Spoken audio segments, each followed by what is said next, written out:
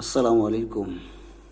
আচ্ছা, মা হিসেবে বা একজন বাবা হিসেবে কি আপনার এতটুকু লজ্জা শরম লাগে না, নাকি লজ্জা শরম নাই? আপনি আপনার মেয়েকে, আপনার ছেলেকে গান শেখানোর জন্য টিচারের কাছে নিয়ে যান, নৃত্য শেখানোর জন্য, ড্যান্স শেখানোর জন্য আপনি নিজে আপনার সন্তানকে এগিয়ে দিয়ে আসেন, আবার নিয়ে আসেন।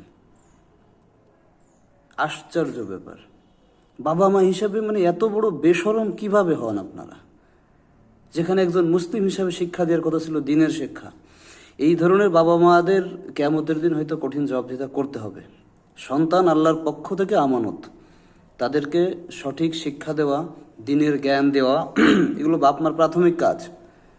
তা না করে শুরু থেকেই সন্তানদেরকে জাহান্নামের দিকে ঠেলে দিচ্ছে এই কিছু মডার্ন বাবা মা নামক বাবা মা। আসলে প্রকৃত পিতামাতা তারা না, যারা সন্তানকে সঠিক মতো গাইডলাইন দিতে জানে না।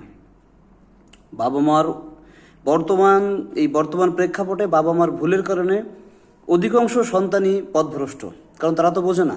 ছোট মানুষ, কোমলমতি মন, যেটা শেখানো হচ্ছে ভাবছে এটাই মনে হয় সঠিক রাস্তা, এটাই মনে হয় সঠিক, আর তারা খুব আগ্রহ নিয়ে সেটাও শিখছে। বাবা মাও খুব গর্ব করে বলে, যাক সেদিকে আর নাই গেলাম। আল্লাহ রব্বুল আলামিন